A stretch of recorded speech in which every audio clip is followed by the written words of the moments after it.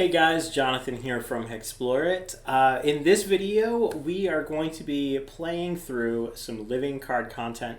I know you guys are really excited to see the Sands of Chirac finally reaching its destination, and that is your house. That is happening very quickly here. So I wanted to take a moment and just kind of show you what the living card content is all about. And we've released these over the years for each of our volumes, but never before have we actually had a physical product. Basically a digital card that when you draw the specific card from your deck has a little QR code on it. It looks kind of something like this, and basically what you would do is you would scan in that onto your smart device. It would take you to our website, and then each month we have a new card that shows up.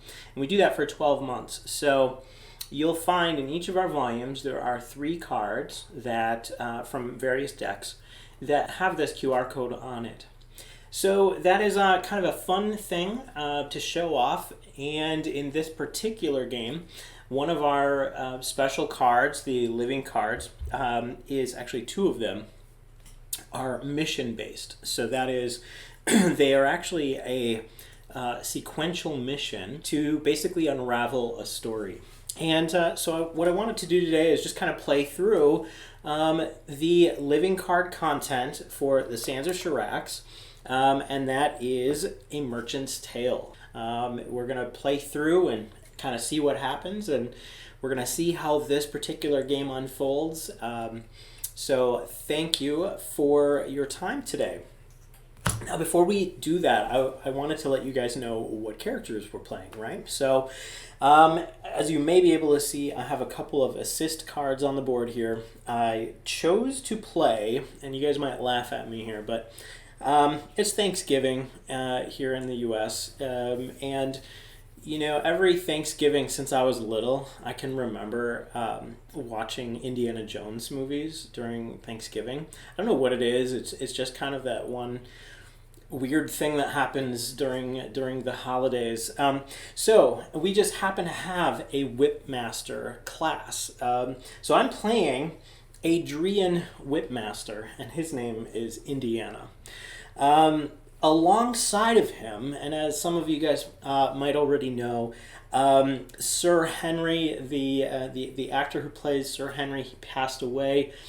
Sean Connery, what an iconic actor. So, you know, I couldn't actually play this game without having Sir Henry along for the ride. So we're playing a historian. This is a role from Forests of Atramon, a human historian, and Adrian Whipmaster.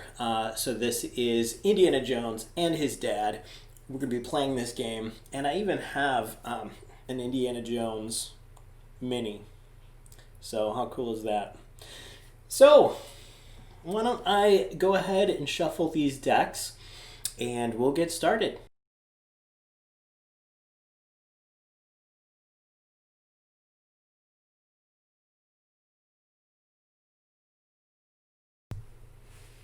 Okay, so I've gone ahead and spent our initial gold in gear upgrades. I've also gone ahead and given our heroes our valor bonuses. That's just a extra gold to spend on gear upgrades in the beginning. I've outfitted them with the food that they gain in the beginning of the game here. And I think what we're going to do is we're going to play this game double up, which means we're going to gain double the power-ups, and we're going to gain double the gold. That also means that we start the game with a silt skimmer. So we're going to be moving a little bit faster in the world here. So I'll just mark that off. And thus begins Indiana Jones and the Merchant's Tale. So without further ado, why don't we draw our initial cards here, and we'll get started. So we have a Molten Tiger, a Salamander, Sand Mites, and the Shipwreck on the board. Okay, so now before we get started, let's go ahead and read this first this first tale, Merchant's Tale card. When you do have the physical product, you don't have to wait until this shows up in your circumstance deck, mission deck. You can actually play it right away. So that just means that you have that mission available to you. This first mission is available to us at the start of the game. So if we look at it, it says, wealthy nobles and merchants often flaunt their position. You can spot them in most cities adorned in fine silk and bejeweled brooches. Often they are accompanied by a horde of servants. If it's one thing you've learned, it's that wealth can't buy everything, but it certainly has its advantages. Travel to Drea and perform the employ option. So we have to get to Drea, and we have to perform the employ option, and that will spur the beginning of the A Merchant's Tale quest. All right, now one other thing to mention is I didn't make both of our heroes human. Drian is one of the human sub-races of Sands of Shirax, but I didn't want them to have the same ability. So I have our Drian here. You are proficient in bribing. Once per game turn, you may pay up to an item's gold cost using your energy instead of gold. So Indy can basically use his energy to acquire items for gold instead of actually paying for them, which will help. I will let you guys know, in fact, before Sean Connery passed away, I actually had Short Round as the secondary hero in this game. I decided against it only because Sean Connery, obviously, he passed, and so that was kind of an homage to him. And we have the historian, and from the Force of Algernon, so I thought it was kind of a nice pick there. All right, so for our historian, Sir Henry, he's human, and humans are clever and resourceful. Once per game turn for 2 energy, you may re-roll a 10-sided die you just rolled and gain a -1 bonus to that roll. So he is going to be able to re-roll a 10-sided die that he rolled once per game at the cost of some energy. All right, I think we're ready.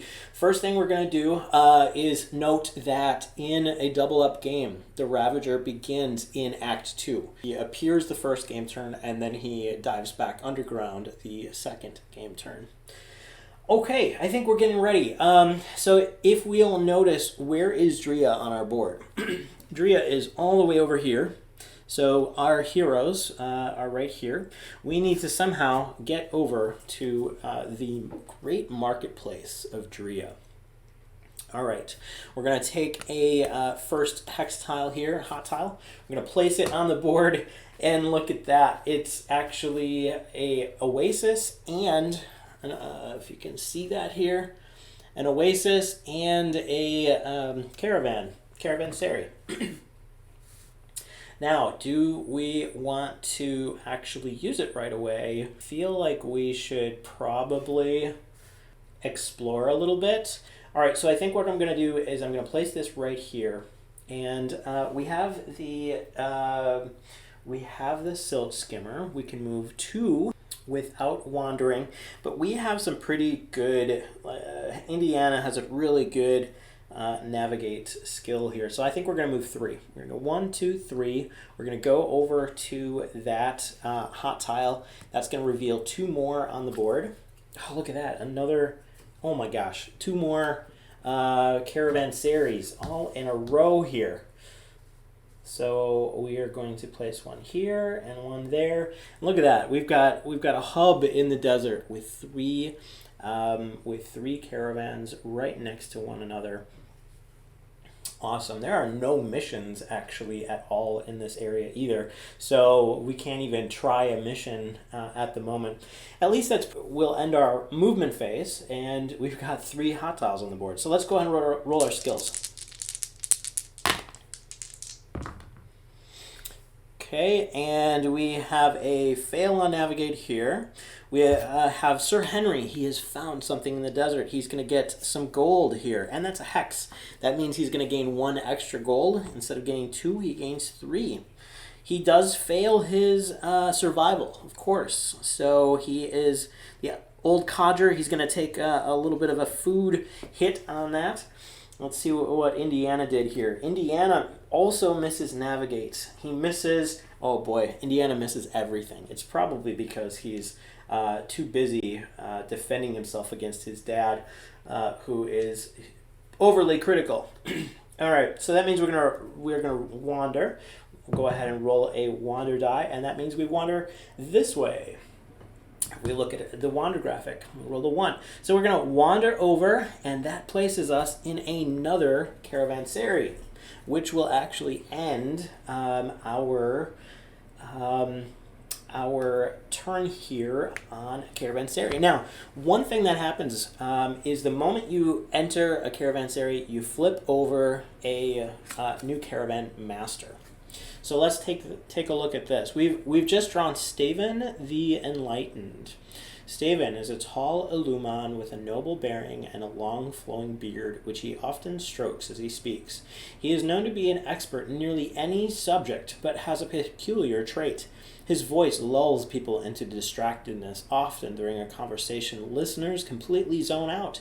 Staven is married to the enigmatic Jessica, who is his greatest treasure. Boy, so Indiana Jones and Sir Henry have found Staven the Enlightened, and I feel like his he's an expert in any subject, so that really jives with our historian Sir Henry. So I feel like we're gonna probably end up taking Staven on a journey. So let's go ahead and roll the D4, and this is going to designate which city-state Staven is currently journeying to. And we roll a 3, which is the city-state of Tari, right over here, and that's actually pretty close to Drea. So I think, yeah, let's go ahead. We're going to take Staven the Enlightened. We're going to take that caravan. And if we notice, the item cost here is a +2. So that means that we can purchase items from him at the cost of a +2 gold per item. We only have 3 gold in our group. So at this point, I don't think we're going to be purchasing anything. Okay, so Staven has health of 5 and energy of 8. He cannot be bribed, so we can't actually have him take us somewhere else. Now, Indiana can actually bribe. He's the Drean, so we could have used Indiana's skill to try and bribe him to take us to Drea, but this particular caravan master can't be bribed. All right, so after the second caravan event is completed, search for Caravan Master Jessica the Radiant and put her into play. Then draw 2 additional caravan event cards, gain both stat specialty bonuses, and choose to apply either Staven or Jessica's reputation change for each caravan event. At the end of the journey, gain rewards for both caravan masters. Ooh, so Staven, the Enlightened, is part of a matched set. When we are taking a journey with him, we will go through the first set of caravan events, and then we will meet up somewhere in the desert with his lovely wife Jessica, and then we will be taking another route, basically to our destination. So first thing we're going to do is we're going to draw caravan event cards. And in a 2-hero game, we draw 2 cards, and then 2 slots are going to be open if we gain additional card draws. So the first thing that we're going to do is flip over the first card, and that is a mission location. You're moving through a Highland mission location. Choose a Highland mission in play. You may bribe the caravan. He can't be bribed. So we can't use that one. We can't actually play a mission card. He has a singular mindset. He wants to get through the desert. Now, it wouldn't really help us anyway. It looks like we have no mission cards that are a Highland mission in play. So I think we can just ignore this one for now. And it doesn't give us any kind of damage, anything that we don't have to roll for anything. It does have a food requirement, like all caravan event cards, so we will be spending some food to finish up this card. Now, it does say after the second caravan event is completed, search for Caravan Master Jessica. So we have to play the next one.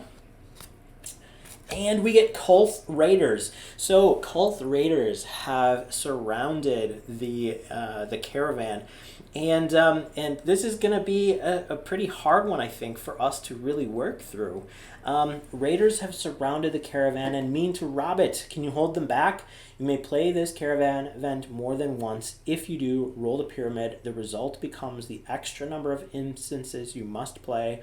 Suffer the food cost only once. Each hero will earn 10 gold for each additional instance you hold back. Boy, I don't think, I mean, starting out of the gates, Indy and Sir Henry are not going to do well against the Kulth Raiders. So we need a Hail Mary here. Their stats are fairly low. All right, so what we're going to do is, if we notice, Staven has, he has a energy and explore. He grants a -2 bonus to those two stats. Unfortunately, we're rolling against attack and defend here. Okay, so we can choose to, we can choose to help, and we can choose not to. I think we're going to choose to help, but I don't know how well we're going to do. So Indiana is going to try and basically help Staven and his caravan against the Kulth Raiders. His attack is 2, his defend is 4. We're going to roll 2 dice, and we're going to see what happens. Now, before I do that, I will mention this is a 5+ card. That means it's 5+, 1 per hero. That's a 7 damage card. Okay, so 7 damage is incoming at the beginning of this card. And by rolling these dice, we will be reducing the damage.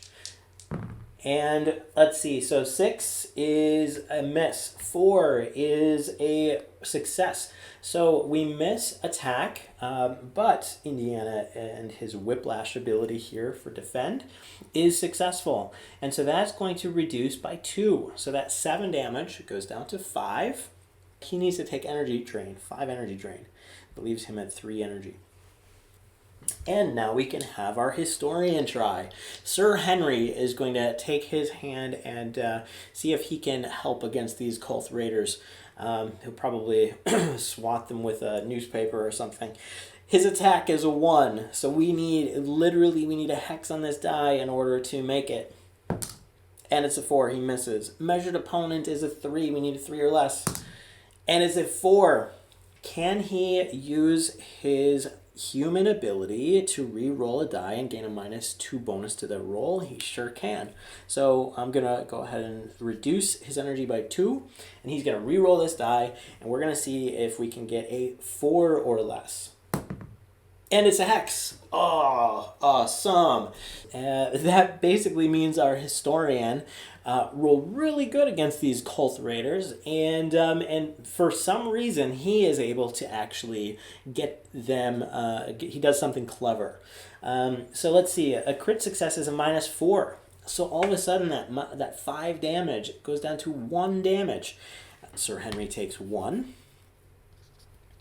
And that leaves 1 damage incoming to Staven. So I'm actually going to use this die to represent his energy. He starts with 8 energy. He suffers 1, so he goes down to 7. So that is the end of our second caravan event. I'll put those back here. Now we have the special that occurs, and that is Jessica the Radiant also joins the group. So let's place that card here. So Jessica the Radiant. Jessica is a tall, light-skinned beauty with dark hair, longer than most any have seen. She's a clever kitsune, known to have a friendly disposition and a drive to turn a handsome profit. Still, her hospitality is renowned the region over. If you have the coin, she'll mix the drink of your dreams and entertain you with the grandest of tales. Just make sure to keep your hands off the serving girls, or you'll be buying your fingers back. I feel like Indy has a bit of a hard time probably with this section here. So the special here, Jessica does not sell items. After the second caravan event is completed, let's search for the caravan master Staven the Enlightened. He's already in the group. Gain both stat specialty bonuses and choose to apply either Steven or Jessica's reputation change for each caravan event. At the end of the journey, gain rewards for both caravan masters. Now, so then we have 2 additional caravan event cards to play here. So we'll put those down on the board. And again, we can only play 4 because we have 2 heroes in the group. So let's see what that next caravan event is. Fire in the Sky. In a remarkable moment, you spot a phoenix take to flight, lighting the night sky. A rush of elemental energy surges across you, the caravan master, and each hero raise 6 vitals. That means Steven goes back up to full. Oh, that's awesome. Now, we're going to gain bonuses at the end of this journey if we have successfully reduced damage that they've taken, and they can't be healed normally. So this is an awesome card for us to have gained. After playing this caravan event, the heroes may choose to face Zim the Phoenix, boss number 9. If you succeed in defeating it, gain twice the boss's platinum reward. I feel like we're not going to defeat a Phoenix here. So we are not going to take on that Phoenix. That leaves us with the last caravan event card, Drian Caravan. Hey, check it out. We're trying to get to Dria. The caravan master has stopped briefly to trade with the Drian caravan laden with goods. They're headed to the great city-state and have a huge assortment of unique items and trinkets for sale. The group gains access to Dria's global market. The group may roll up to 4 explore tests. Each time a hero rolls, increase the food requirement of this card by 1. Well, we have no gold to spend, so we're not going to buy anything. And that means we've just finished all 4 of our events. And if we look at our food tally here, at the end of the caravan event sequence, we have to take all of the food that we have seen here, 1, 2, 3, 4, and we are going to consume those. So Sir Henry goes down to 0. Indiana goes down to 0. All right, so we have now finished, and guess what? Both of our caravan masters are at full vitals. Let's see what we get. Now, we'll start with Steven. We gain a bronze gauntlet. That's a Ferrora Adrian item that appears in the expansion. So let's see what the bronze gauntlet does. Bronze gauntlets. These enchanted gauntlets were originally crafted by the Illumon before their home was destroyed by the Ravager.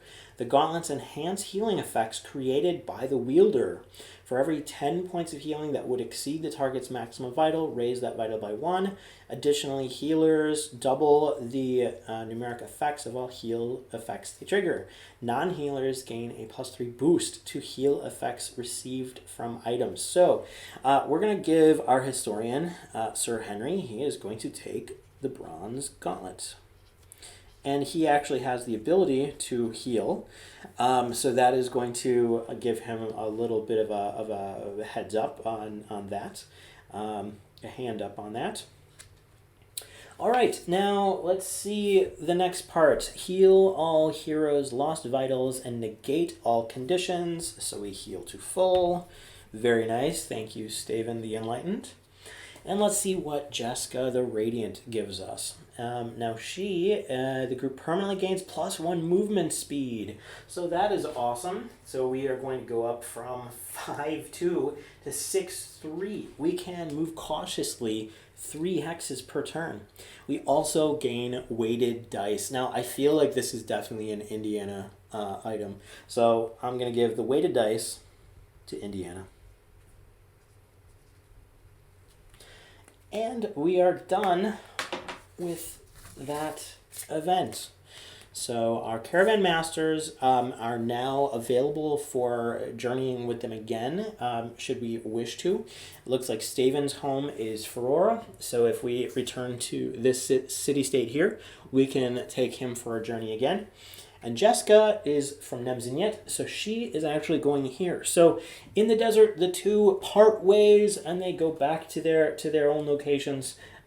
We have a new city-state, and we have arrived in the city-state of Tari. Now, when we arrive, you flip over another caravan master, and we can see that Jerby the Fallen One is the next caravan master. Ooh, he could give us some treasures. All right, so that's our next caravan master. The next thing we're going to do is we have finished the event phase. The Ravager is going to appear on the board. Got to get that. Okay, and we're going to roll a d4 to see where the Ravager appears. He appears right over here, right there. So I'm going to place the token on the board, the remnant on the board. All right, and that is the end of the first game turn.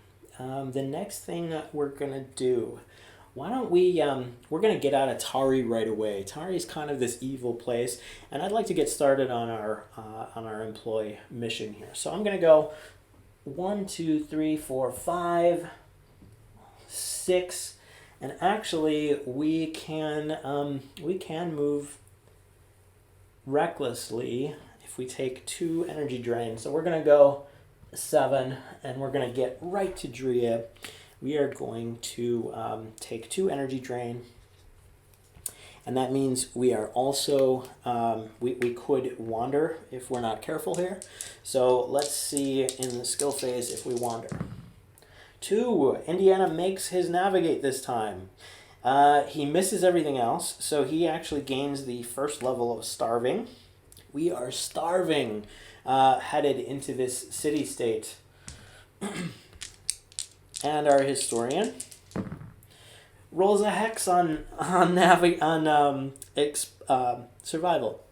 So Sir Henry is probably just talking up a storm, and he's actually like eating berries along the way and such.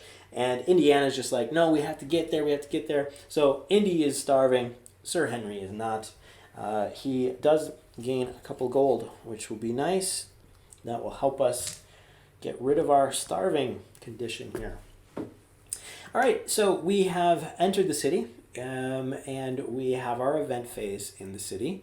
We are going to, let's go ahead and buy some stuff. I feel like we definitely want to get some rations. So hearty rations purchased equals 5 units of food. So I think I'm going to have Sir Henry buy 2 of those. He will go down to 1 gold.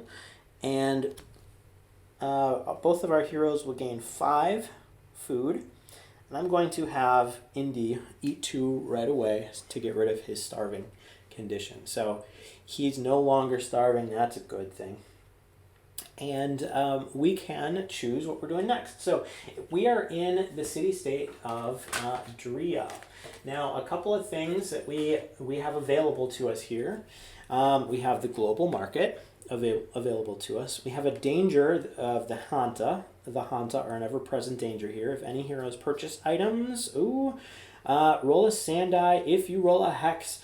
All right, so Sir Henry went out to buy some food. We are going to roll a sand die. And we rolled a 3. So the Hanta have not actually attacked him, which is good. He probably is oblivious to the danger anyhow.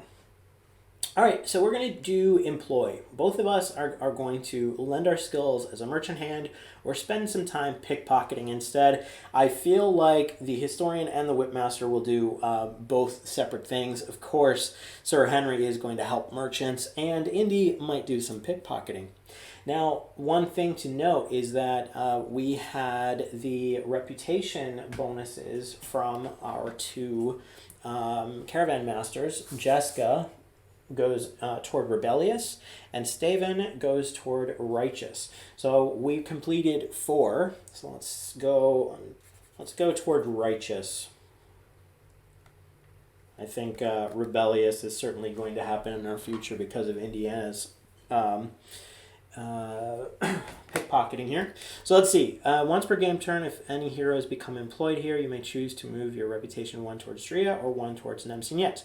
Now, we are both assist characters, so not only do we gain the employ of 3 gold, and we match the reputation of the city-state. So that actually increases to 5 gold.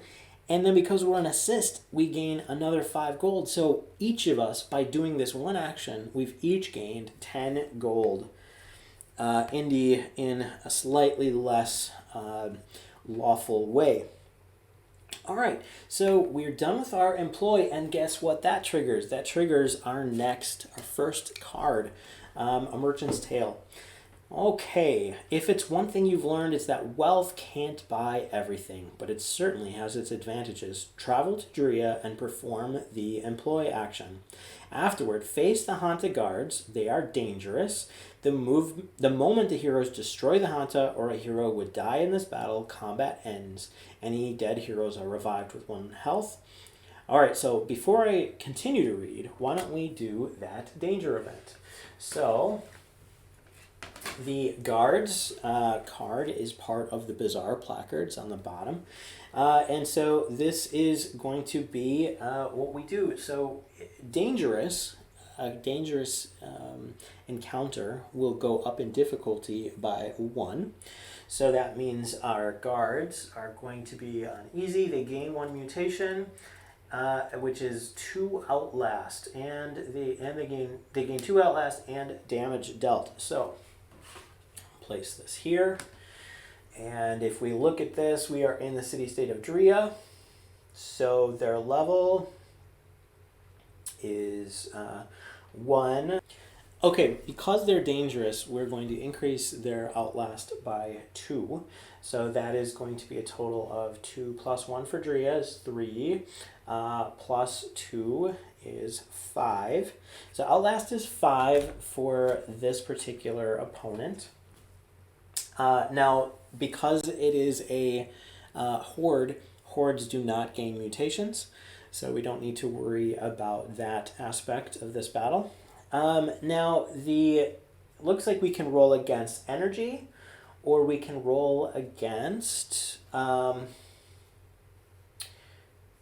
either of our masteries. So that's actually not too bad. I think we can probably do that. The other thing that we might be able to do is Indiana Jones would be able to use his defend to bribe them, and their bribe amount would be 3. So yeah, why don't we try that?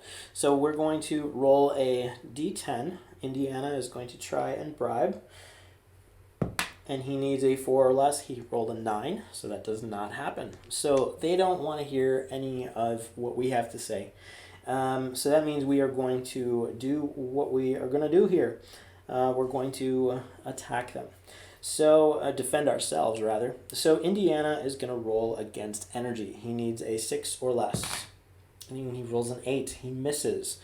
Sir Henry will roll against Ancient Rituals, his first mastery. He needs a 5 or less. He rolled a 9. So he doesn't do much against them. One thing is the Historian does have favorite opponent, Humanoid. So that will automatically reduce Outlast by 1. And then at the end of this round, we will also reduce by 1. So at the end of this round, even despite no successes, our Outlast is down to 3. All right, and then we have what they're going to do. Let's see what they do. D6. Okay, so we rolled the 1, which is an energy action. Those who fail suffer 3 piercing energy damage, and heroes reduced to 0 become trapped. So we take 3. And because they are on easy, that's +1 energy damage dealt. So that's 4, leaving Indiana at 2, and our Historian at 1 energy remaining. All right, so at the end of that round, we have 3 Outlast left, We will have 1 taken away from the historian's humanoid favorite opponent. We'll have 1 taken away at the end of this round. And we're going to do the same thing here now. So I feel like Indiana is going to use his second mastery now. It has a rank 3. He's going to need a 3 or lower. We gain a 9. So Indiana is just not doing what he could do against these guys. Historian, we're going to also roll first mastery, and that's against a rank 5. And it's a 5. So our historian, Sir Henry, has really proven to be the person who is helping the most. We've been able to get rid of the guards, and that means we get 1 food and 1 gold each. I'll give that to Indy. All right, and I can move this out of the way. And we've just taken care of the guards. Okay, so now a girl named Shaori arrives in the nick of time and leads you to a secret passage under the streets. She works for the merchant Gaius Claudius and invites you to join them. It would seem your luck is improving. So now we gain the bonuses for this card, and our reputation already matches. So we're going to gain 2 gold each and a power-up. You know what?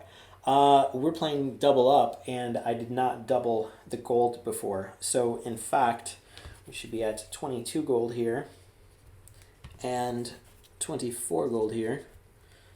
And now we gain another 4 each. We are rolling in the cash.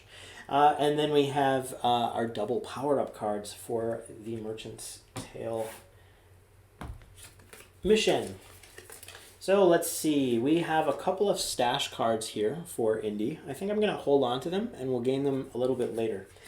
Stash cards are nice. You can basically you gain +1 bonus to those cards if you roll a d4 and get a hex, and you get to roll as many dice as you have cards. So currently I could roll 2d4, and if any is a hex, I gain an additional +1.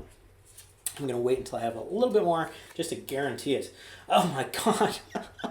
Oh my god. So Sir Henry is getting a little bit better here as well. So he gets a +2 to second mastery and a +2 to his first mastery.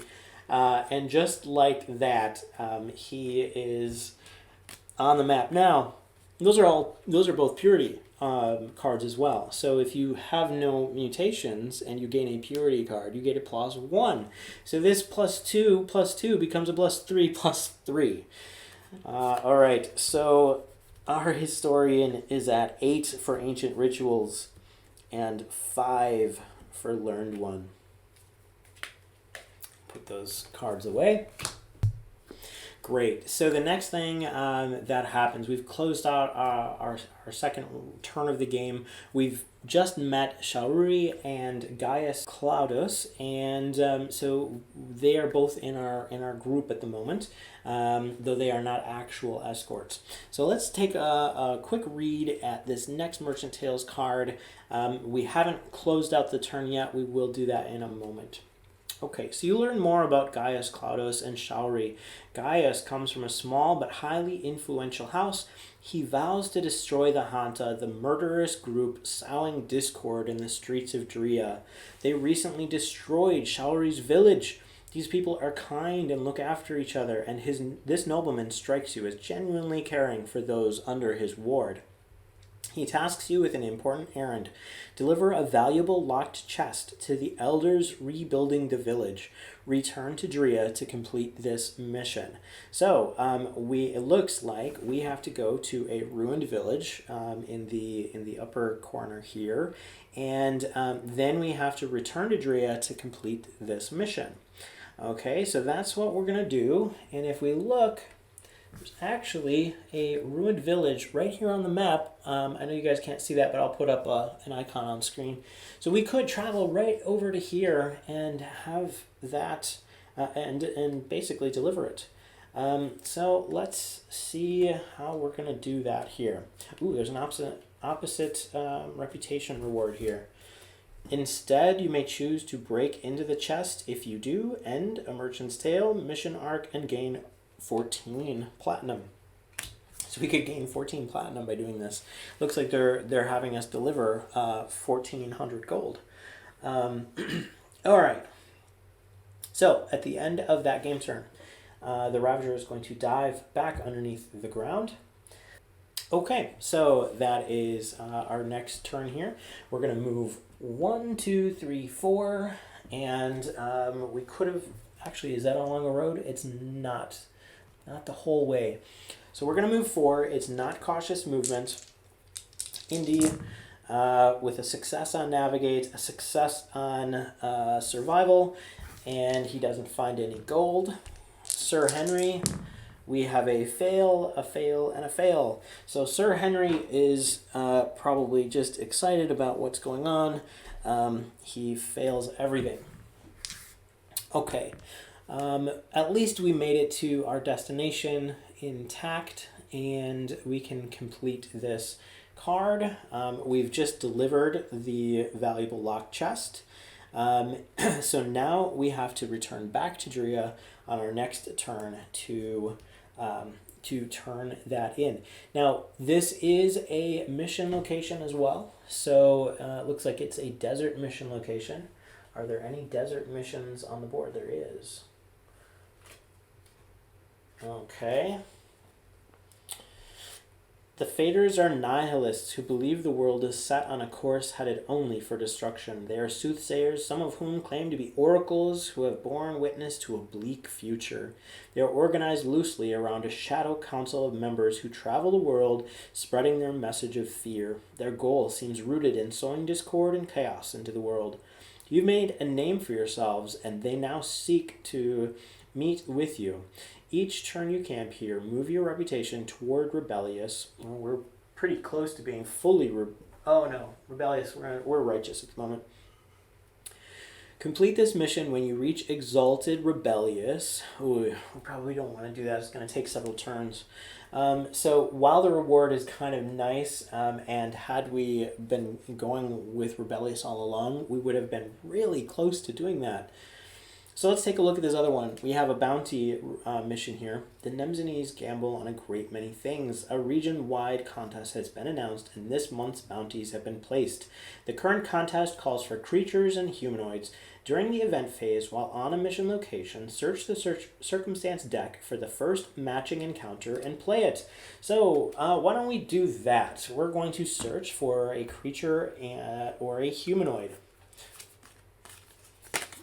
Just turn this over. The first one we find, monstrous humanoid, magical nature, undead, creature. Oh my gosh.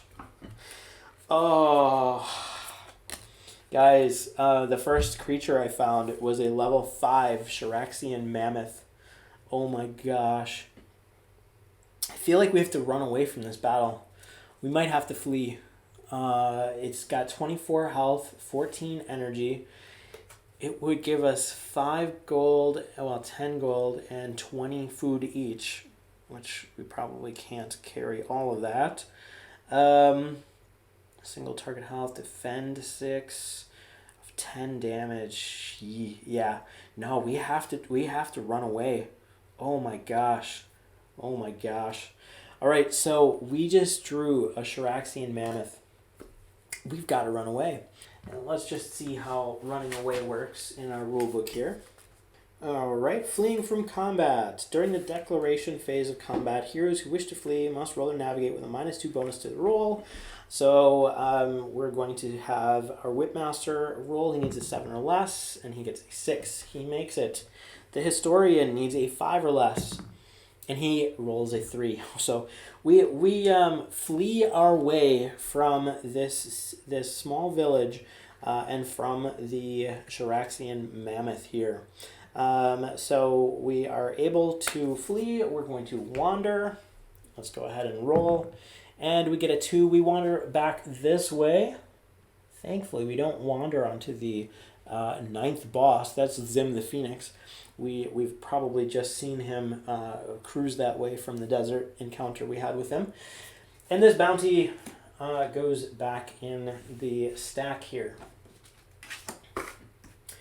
Okay, at the end of that turn, we have, oh, check it out. That means the Ravager is actually going to appear on this location instead of the Drian location. So that was maybe a blessing in disguise. Just get rid of this card. All right, and now we're going to roll a d6 to see where the Ravager appears on this quadrant. We roll a 5, which is right over here. Okay. All right. So now it's our turn again. And this time we're going to get back to Drea to turn in this aid quest. Let Shaori know that we've delivered the parcel. 1, 2, 3, 4, 5. We're going to have to roll our skills here. Hexa navigate. We make it automatically. 4 misses and a 7 misses. He's taking a little bit of food away. And then we have Sir Henry. How does he do? Miss, make it, and miss. So Sir Henry finds 2 gold, which is 4 because of our double up. We've got a ton of gold to spend. So what do we want to do? We've managed to find our way into Drea. I think we're going to purchase some gear upgrades. We're going to school and spar. So schooling and sparring in Drea allows you to basically purchase certain types of gear upgrades. Now in Drea, we only have access to health, energy, navigate, and defend. So I'm going to take a few minutes to gear up our players here. And if you'll notice, your schooling and sparring costs are at a -1 gold cost if your reputation matches, and our reputation does match this region. So we also gain a -2 bonus to all of what we're purchasing.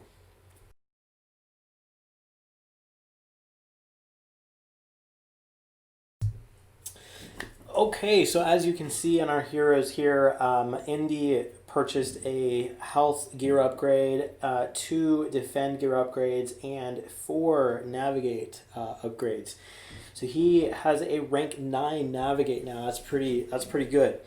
Our historian Sir Henry did pretty much the same thing, although he only did defend and navigate.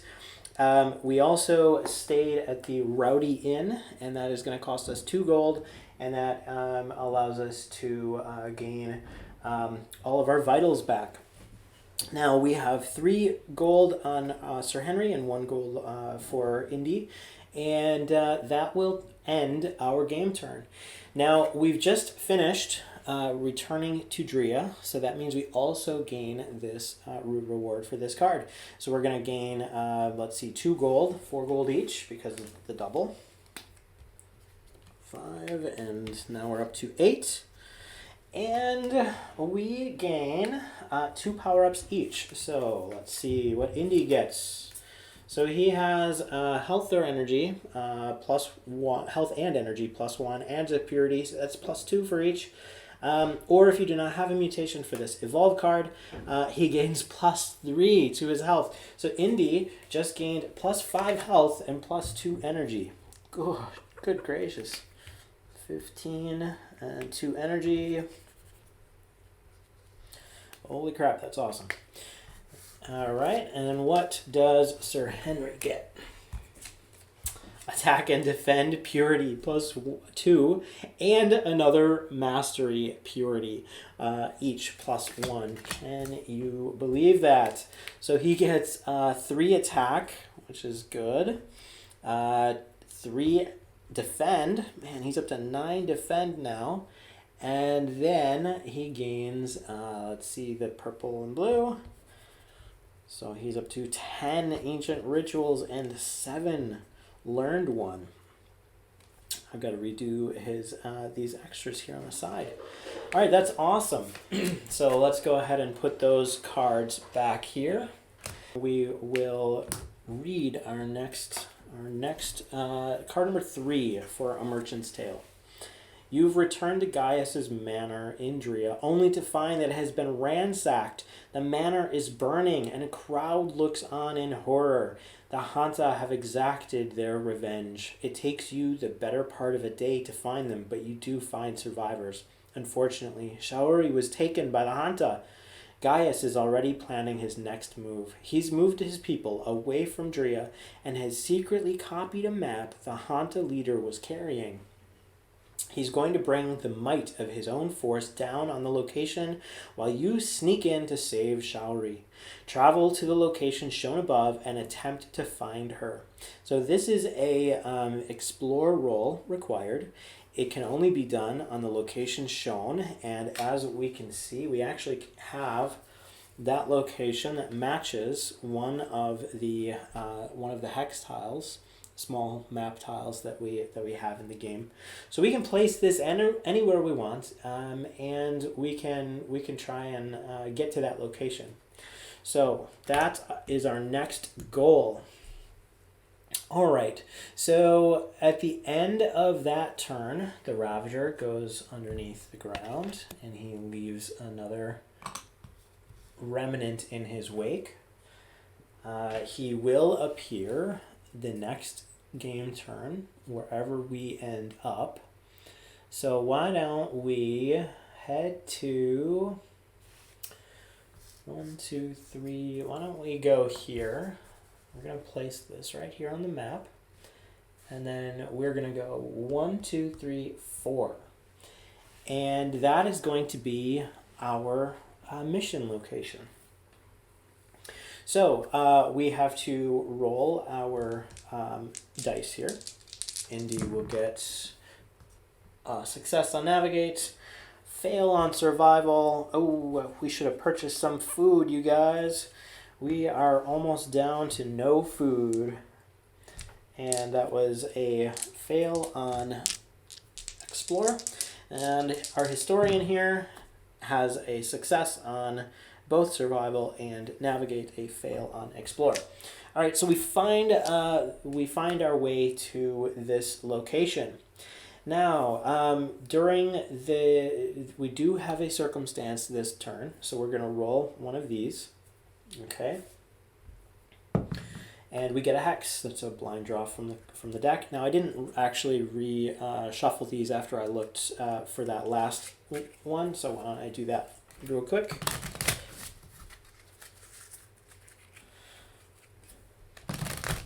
All right. Now we didn't move cautiously either, so we have to do this. Ring of Shadows. Dark shadows swirl inside this bejeweled ring. All heroes now deal piercing and corrosive damage against undead and spirit opponents. This ring used to belong to a powerful sorcerer named Magnus Grimm. He tampered with dark magic and became a wraith when everything went wrong. If a hero becomes possessed by him, he is instead captured by this ring, and the group does not suffer from his passive.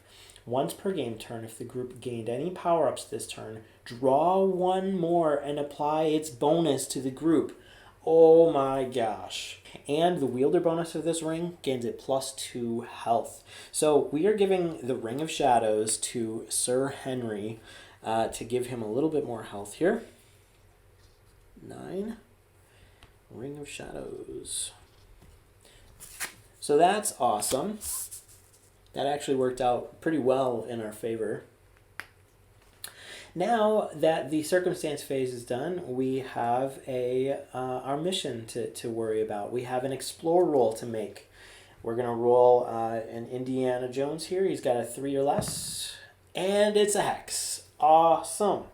So we only need 1 success, and we don't get anything extra from any crit successes. So we're just going to basically gain everything here. So let's see what this says. He's going to bring the might of his own force down on the location while you sneak in to save Shaori. Travel to the location above and attempt to find her. If all heroes fail, face the Hunted Guards. We actually have a success, so we're good. So we gain 4 power-ups. Oh my gosh.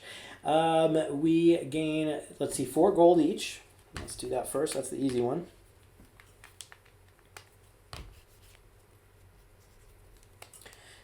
And 4 power-up cards. All right, so these are for Indy. Oh, and check that out. So Indy is getting some validation here. He has stashed 2 of his other cards. So now we have 4 attempts to gain a stash bonus. We are going to roll that, and if any one of these is a hex, there's a hex. So all of them get a +1. All right. And there's a purity card here. All right, so we have 3, 4, 5.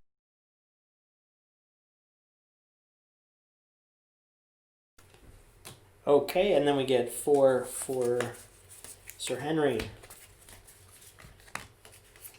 He has his first stash card here. Let's go ahead and we'll just roll it now. And he does not get a bonus. So we have a 3, 4. Okay, and then because we have the Ring of Shadows, we gain 2 additional power-ups, and the group gains both of these rewards.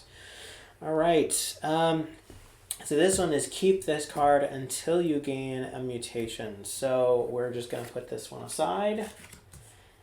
But each of us gains another +3 to explore. Just like that, we are into like the mid-game. All right, so I'm going to update our characters here and give you a new shot of them. Okay, so our heroes have been updated. We are on the edge of the map, so we are going to place down another map tile here. And let's just place this one down here.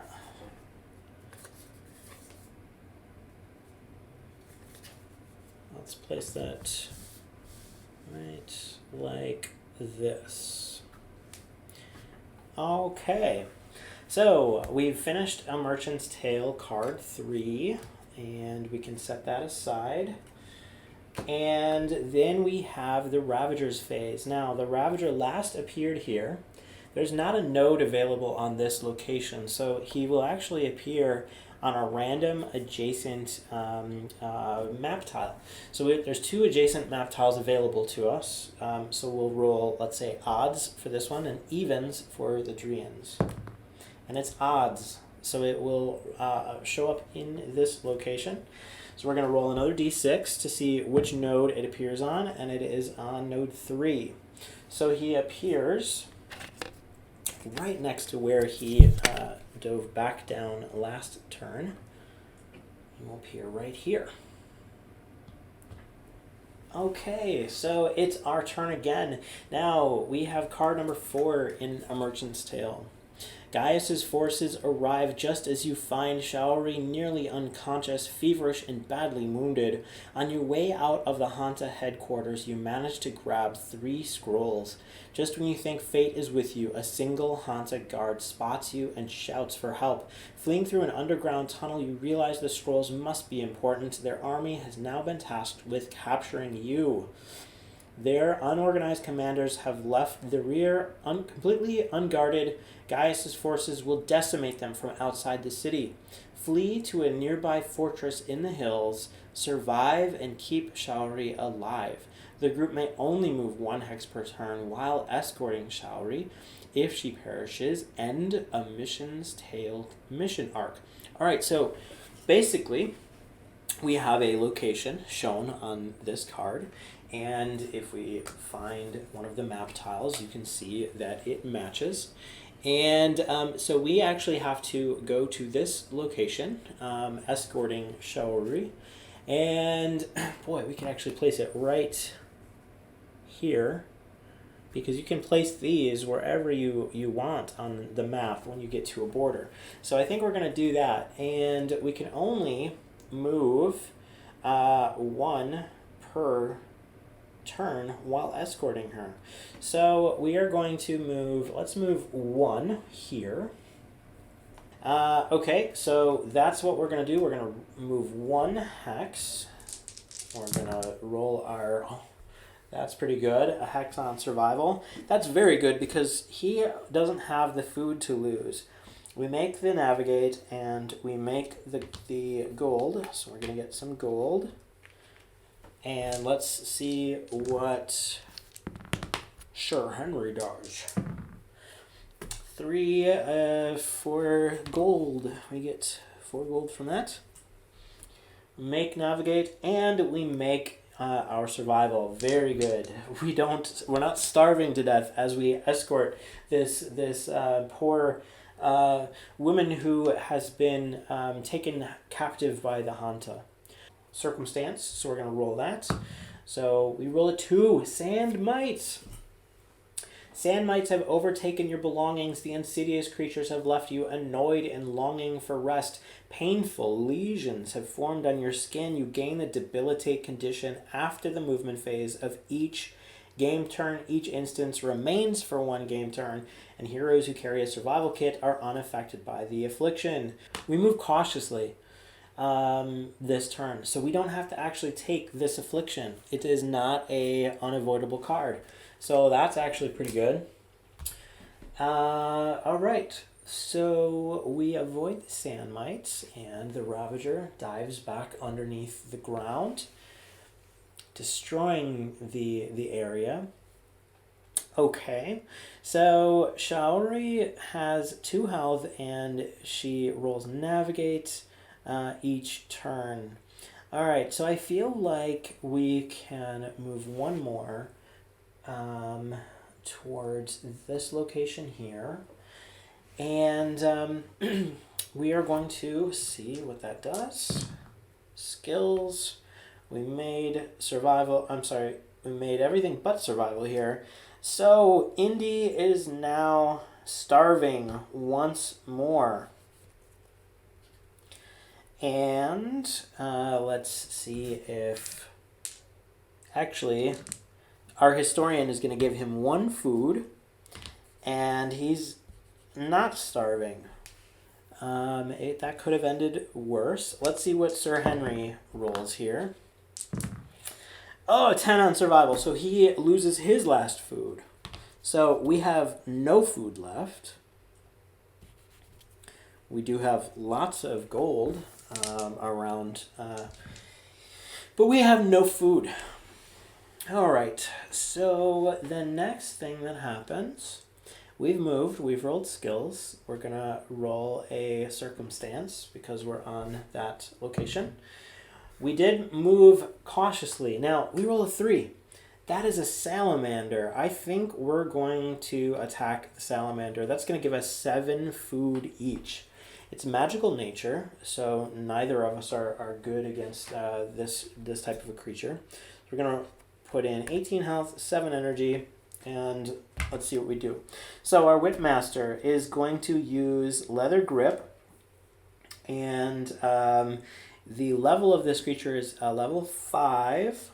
His Leather Grip is a rank 8, so it is higher. That means he can sustain to grip his opponent, and while gripped, I get to choose one of their actions, and they can't perform it. So I'm going to say it can't perform its mastery action. I don't want it to reflect damage and mutate. So it can't use that action. All right. At rank 5, your allies gain a damage boost equal to Leather Grip while attacking a gripped opponent. So we're going to do 14 damage, Leather Grip, and we will have Sir Henry do a measured strike for 8, and it's boosted by our Whipmaster by 8. So he does 16 damage, and let's see if our wacky duo can take this guy out. The salamander rolls a 1. It blocks 3, so each of these attacks goes, well, actually block only happens once, so the highest attack is blocked by 3. Not going to matter. It's going to take all of this damage, so it is dead, but we do suffer some damage along with it. So group corrosive energy drain. So 4 corrosive energy drain. Corrosive means it can't be healed this round. It's okay, we were not healing anyway. An energy drain, of course, means that if it goes below if you run out of energy, you suffer the rest as health damage. So we gain 16 gold and 7 food each. Just when we needed it, we need that that food. Man, very good.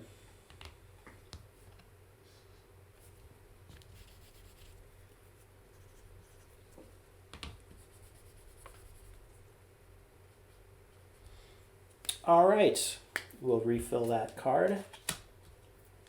And now we have the next mission in our stack. Mission number 4. Gaius's forces arrive just as you find Shaori nearly unconscious, feverish, and badly wounded. On your way out... we have to roll... So this is the one where we have to roll... Once we get there, we have to roll survival. So fleeing through an underground... the army has been tasked with capturing you. Flee to a nearby fortress in the hills, survive, and keep Shaori alive. So we have to roll our skill now that we're here, and we need 2 successes on this. 3 and a 4. Missed. And let's see if our historian can gain one here. He misses as well. So we have to survive in this fortress. We have failed twice. Now we can camp here and we're going to gain a -1 bonus next round. So I think that's what we have to do. But now it is the Ravager's phase, and he is going to come up on this location here. It's the only one adjacent to us. He's going to roll a 3, which has already been taken. He's going to roll, we'll roll again, and that's a hex. So he appears right next to us. So the ground is tremoring, is shaking violently as we're trying to avoid the Hanta here in this location. Next turn, we are going to camp here. We're going to gain a little bit of our lost energy back. And we're going to roll our skills. Okay.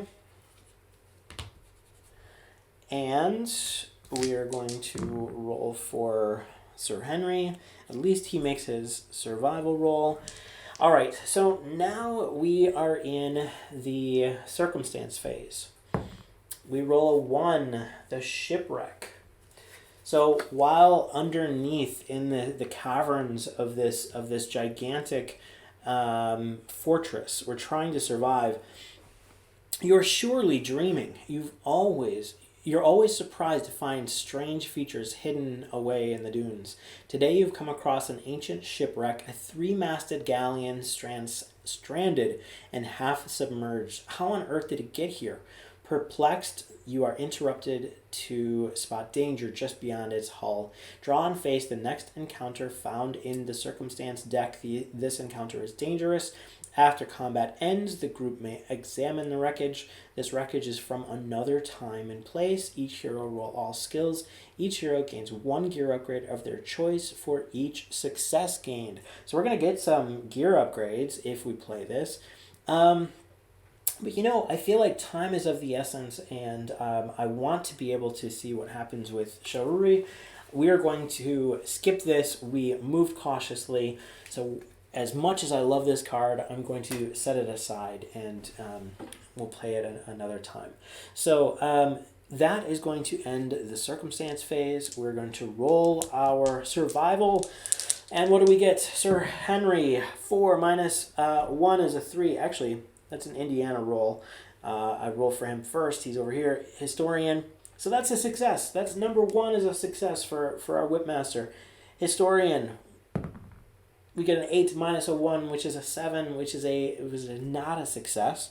But he is a human. I'm going to re-roll that die by using his human ability to re-roll a die and get a -1 bonus. So now on this roll, he gets a -2 bonus for his survival. 5, 4, 3 is a success.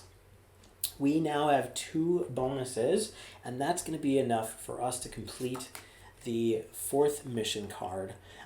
We manage to get Shaori into this fortress. We manage to avoid the Hanta at all costs.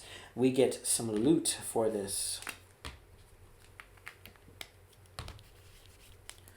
Boy, the guys here, they've got tons of gold. Thankfully, we had some food. So this is going to come over here, and we're going to gain 4 more power-ups per hero here. And I'll put Sir Henry's over here.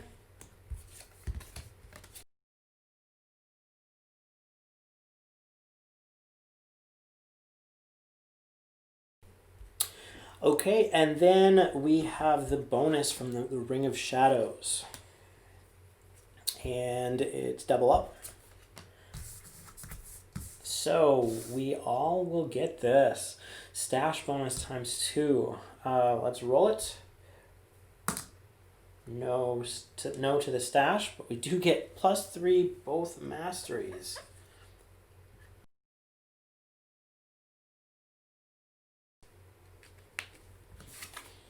Okay, now this one was a favorite opponent gain, and I've chosen magical nature for each of our heroes to gain this favorite opponent. Okay guys, so as you can see, our heroes are just power leveling here in this game. We've gone through a quarter of the cards in this particular arc, and we are working on the next card. Now, at the end of that turn, the Ravager will disappear back underground. And let's see what the next card has to say. A Merchant's Tale, card number 5. Thanks to you, Shalry is alive. She is no longer an escort. A short time after you secured the abandoned fortress, Gaius and the rest of his forces arrived as planned. Though their forces were weakened, the plan worked beautifully. They routed the remaining Hanta rebels. What's more, you've had time to look over the 3 scrolls you found. Each seems to lead to a buried Hanta treasure chest. You bet only a few individuals know of this. Gaius and his contingent of men and women depart to find one of the 3. He asks you if you'd like to go after another. Travel to this location and search for the chest. If you succeed, you manage to find it before the Hanta even know it's missing. So we need to get, this is a hard mission. We need to get navigate and explore, and we need 2 successes each. Now if we take a look at the location of this one, we see again it has the icon that shows the small hex, and then if we find the corresponding map tile, you can see that that is right there. So we can place this anywhere on the board, and again, let's place it kind of right next to where we're at. No time like the present. We're going to place it right over here. Okay. All right, so we have our turn. Let's move 2. We're going to move cautiously. 1, 2, and we're going to go to this location. Now that's going to open up another spot on the board. So let's go ahead and grab one of these. Okay, and I will put this one, let's put it right here. I see the black pyramid is now on the board. Okay. And then we are going to roll our skills. We get a little bit more gold. We make everything else, that's good. And for Sir Henry, miss, and make it. So Sir Henry is eating some of his almonds and dates and pistachios. All right, so these guys are finished with their skills. We're going to have a circumstance, and we did move cautiously. We've only moved 2. We have a 3, the Cave of Iajib, a legend as widely known as any in all the land. Oh my gosh. So we are searching for the Hanta buried treasure in the same spot as the Cave of Wonders. Place the Cave of Iajib token on this hex. It cannot be destroyed by the Ravager. Any hero may choose to enter. We are rebellious, so we could enter. Yeah, let's do it. All right, so let's go ahead and do this. Any hero may choose to enter the cave during the event phase and roll their skills. So we're going to roll all our skills. Now for each one that we fail, we're taking 6 energy drain. So, boy, let's see if this works. Indiana's going into the Cave of Wonders. We make the 6. We make the 2, and we make that one. We suffer no damage. Indy is the chosen one. I feel like there's just a lot of references here. Like, this is the Last Crusade, right? And Indy and his dad, and they're like, oh, I could just reach it. I could just reach it. Don't do it, Sheldon. He ends up getting a treasure. All right, so gain 1 treasure of your choice from any HEXplorers game after the cave goes away. So let's see if we can find a treasure in here.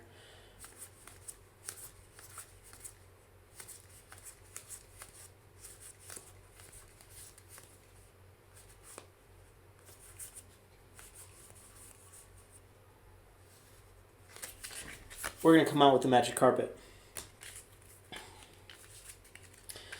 So we have gained the magic carpet treasure. Let's take a look at it. This curiosity seems to have a mind of its own. It is both playful and inquisitive. Each movement phase, you may either increase your movement speed by 3 or teleport the group to a caravan location adjacent to any quadrant. That would be 1 here or 1 here on the other side of the map. Additionally, the carpet protects you during combat. It cannot be targeted and has no health value. Each round, it lends its defense value to a target of your choice. If the group becomes imprisoned, you lose the magic carpet. If any hero rolls a critical success on an HEXplore roll, it returns to you again. So we have the magic carpet. Cave of Egypt goes away. And we can now work on this mission. Okay, travel to this location and search for the chest. If you succeed, you manage to find it before the Hanta even know it's missing. We're going to roll navigate and explore. We need to make all 4 of the rolls here. 7 and 8. Do we do it? Yes. Indy managed to make this with both successes. And our historian, Sir Henry, he needs an 8 and an 8. Oh, a hex and a 9. So we make the first one. Again, Sir Henry can use his ability to re-roll the 1 die he failed. So let's go ahead and roll that 9 over. And it's a 7. Minus the 1 is a 6.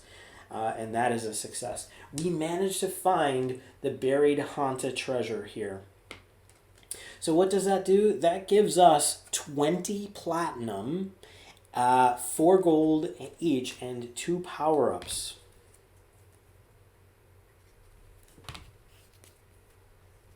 Too bad it doesn't give us any food.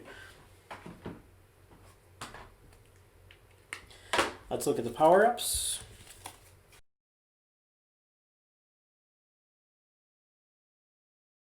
Okay, and then for Sir Henry, we have a couple of stash cards. Let's go ahead and roll them.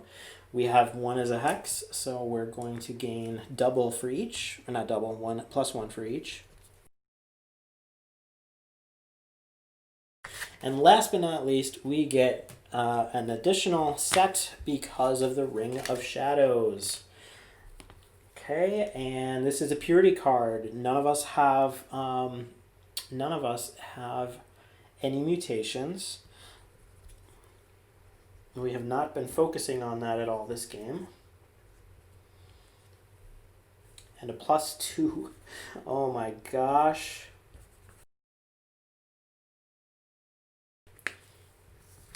All right, and there we have it. I am going to redo our heroes here for you.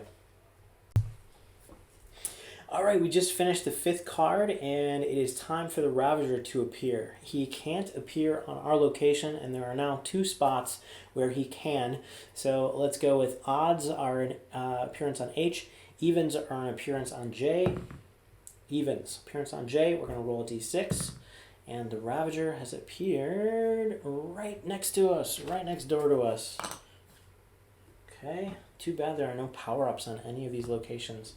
Power-ups will occur on the locations here in the wastes, but we haven't really been doing much in the wastes in this game. We're much too concerned with helping Gaius and Shaori deal with the Hanta threat that has been plaguing the city-state of Drea.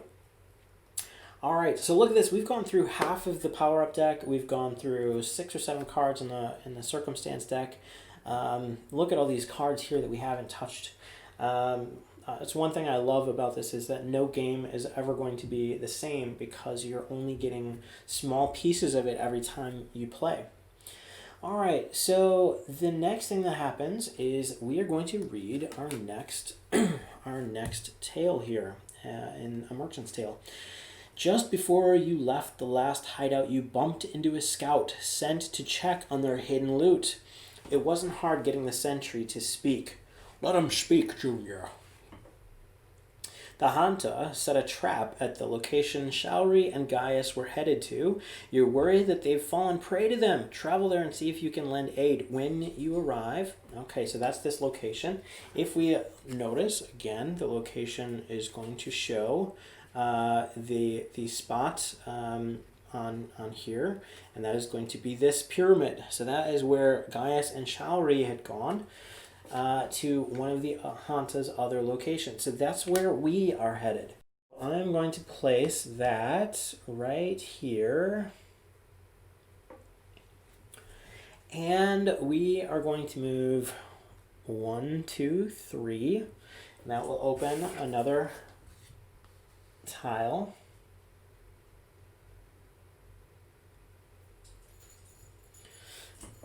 And then we're going to roll our skills. 9, 9, 8. Missed survival. Made everything else. At least we have a little bit more food because we defeated that salamander. Historian.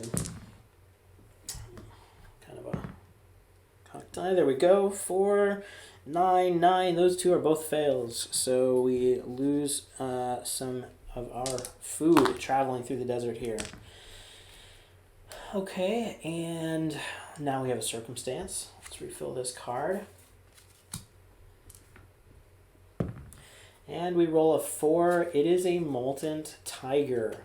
This is going to give us 1 platinum and 16 gold each. Alright, so it's a Molten Tiger. It's a magical nature. We're both good against magical creatures here. So this is going to be an easy fight for us. I'm going to have Indiana do Leather Grip. He's going to be down to 0 energy now. He's going to do 19 damage, which is enough to kill the Molten Tiger. He's also going to roll his favorite opponent, which is 2. Our Historian rolls a Hex, which is 6. Plus 1 is 7, so that's 9 damage plus the 19. Can it even survive this? Nope.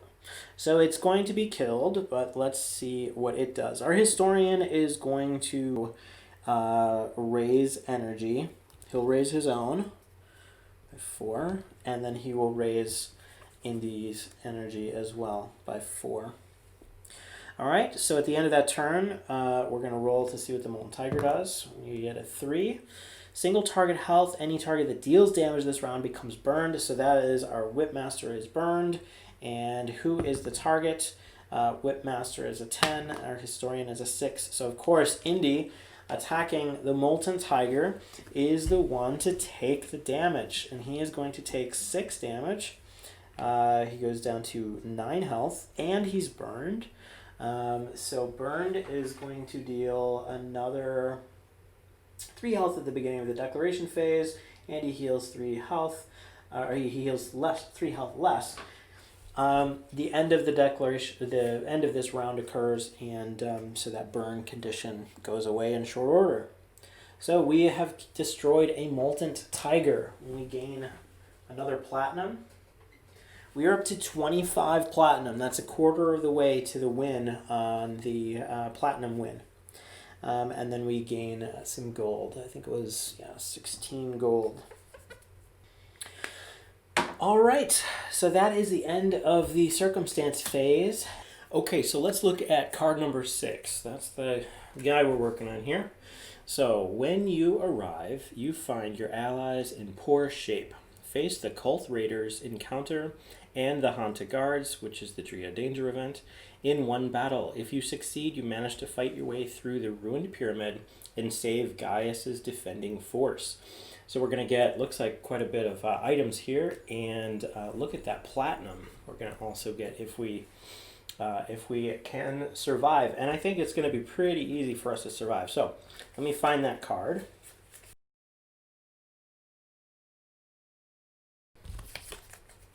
Okay, Cult Raiders. They are level 3 humanoid. I believe our historian is adept at fighting humanoid opponents. Let's take a look at our Hanta Danger event.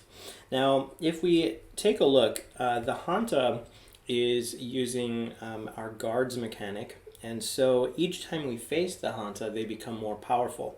We've only fought them once on level 1, so we're going to fill in this first little blip here on the bottom of the danger event, and we will now be on number 2.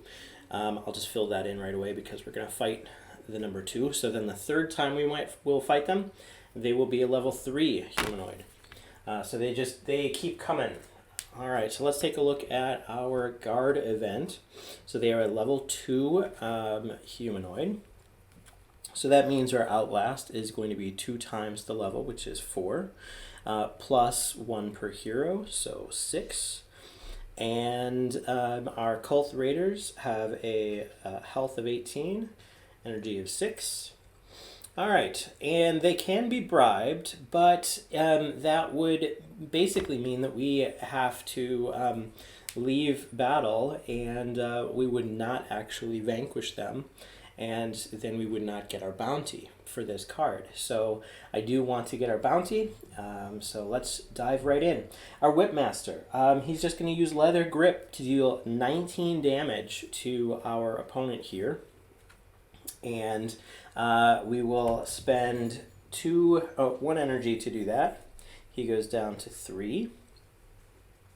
Our Historian is going to use Ancient Rituals, and he will use it twice. He has 4 energy left, so we're going to use it twice.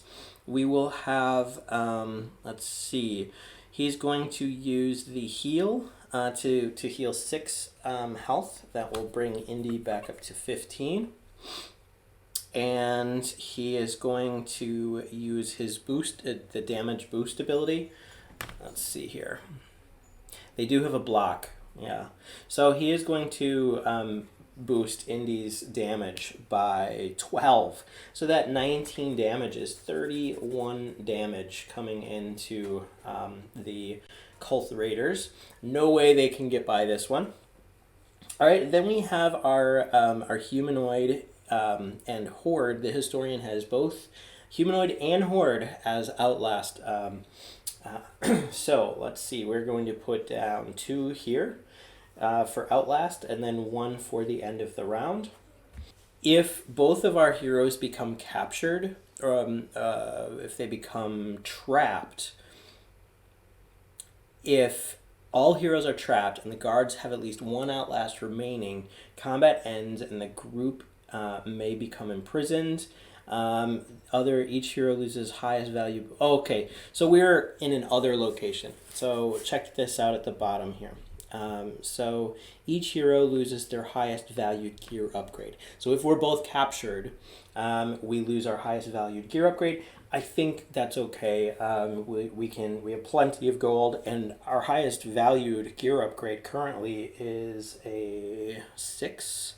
So we would lose Navigate for Indy and defend for our historian.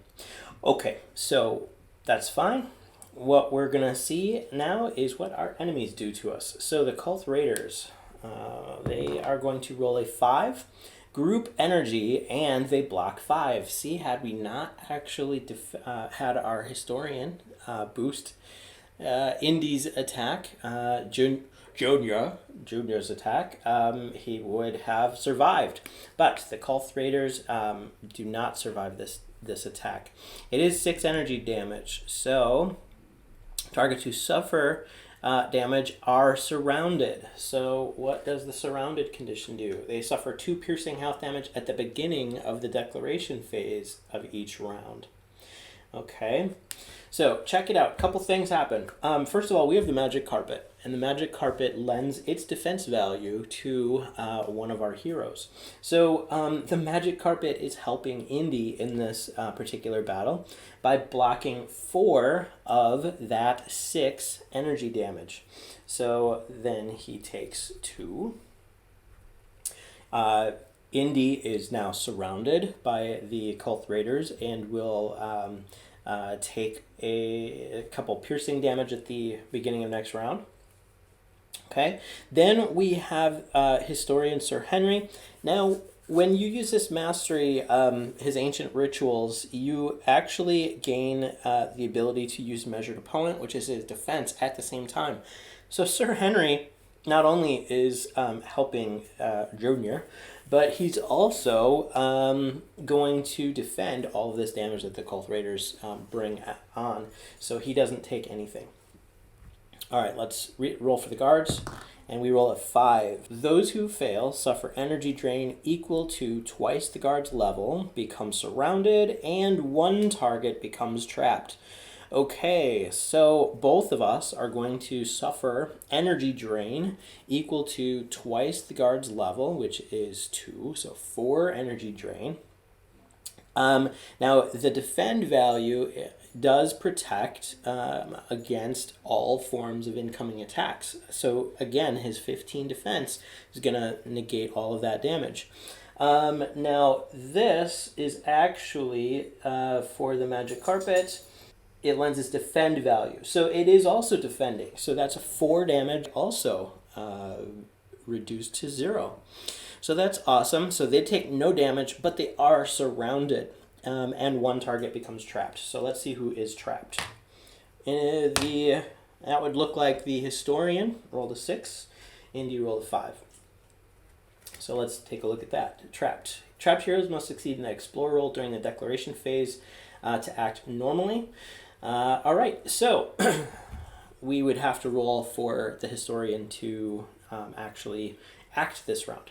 At the end of this round of combat, the guards are left with 3 outlast remaining. Cult Raiders have been destroyed.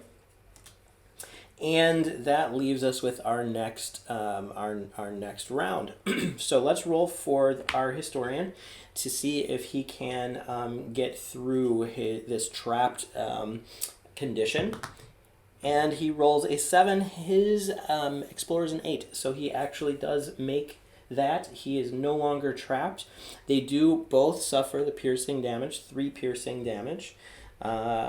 So we go down to 8 health remaining for our historian and 12 for our whipmaster.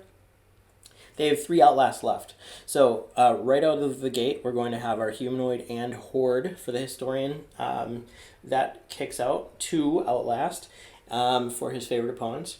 And then we also have the timer. So at the end of the round, it will go down by 1. And then that leads us to our actions. I think Indiana is going to roll against his leather grip, his purple ability. So if he needs a 9 actually makes it. His leather grip is 13. So he would have crit succeeded on a roll of a hex 1, a hex 2, or 3. He rolled a 9. That's still a success. So that's a -1 outlast there. And then our historian, same thing. We're going to use ancient rituals and check out his rank is 18. He's going to crit succeed on anything lower than an 8. Anything lower than a 9. So And it's a 2. So he crit succeeds as well. So that's another 3 Outlast being reduced, leaving our foes, our adversaries, at 0 Outlast. Let's see what they do to us. Roll a 5, and that is our purple ability. We both succeeded against that ability, so it does not affect us this round. All right, so we managed to defeat them, and it looks like we get a ton of loot here. So the first thing, guards give us 1 food, so that's good because we don't have much food left. The cult raiders and give us 5 gold and 2 food. That gold is doubled because we're playing double up. So 10 gold and 2 food.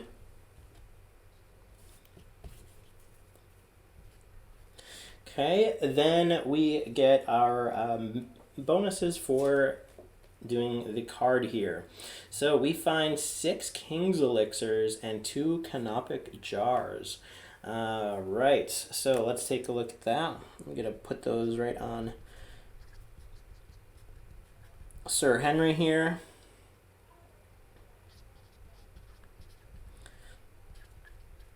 He's carrying some Canopic Jars. There's probably a liver and a stomach in it from some mummy somewhere. I feel like that's very fitting for an Indiana Jones plotline. Dad, hang on to this. While they're trying to cross different, crevices and things. All right, I digress. Let's put this away so that our placards can go away, and then we get the bonuses for the card. Our reputation does match. It hasn't moved in quite a while because we're always going towards the right on the reputation graphic, and we're already exalted on the side of that reputation bar. So let's take a look at the rewards we get. We get 4 gold. Normally you get 2 extra gold, but because double up, it's double. We get 10 platinum. And we get 2 power-up cards each. So, Sir Indy. He's not a sure. All right, so Indiana gets a Purity card, a +2 attack. He has no mutation, so that becomes a +3 attack. That's very good. He's been needing an attack upgrade. We have a stash card here, so let's go ahead and roll that. I think I'm to the point where I just want to take the cards now. And it's a 3. We do not get a +1 for that. And let's take a look at Sir Henry. He has 2 stash cards, and so we will roll those. Nope.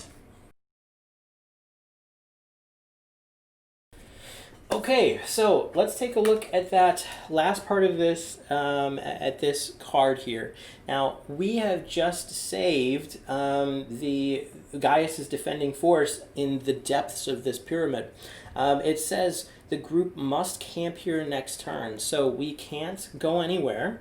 At the end of our game turn, the Ravager will dive back underground, and that gives us the next turn. So I think I'm going to pause the video here, and we'll open up for discussion, for comments, what you guys think. I hope you're having a great time. I'm having an awesome time playing it. We have gone through half of our 12 A Merchant's Tale cards. We are playing, basically we're playing Indiana Jones and the Merchant's Tale. So it's kind of been a fun one for me, for sure. So thanks for watching, you guys. If you have any comments for me, or if you want to talk about what we should do next, or if you're wondering how everything's going to turn out at the end of the game here, just go ahead and comment in our on our YouTube video here. So thanks again, have a great time, and look forward to your packages arriving soon.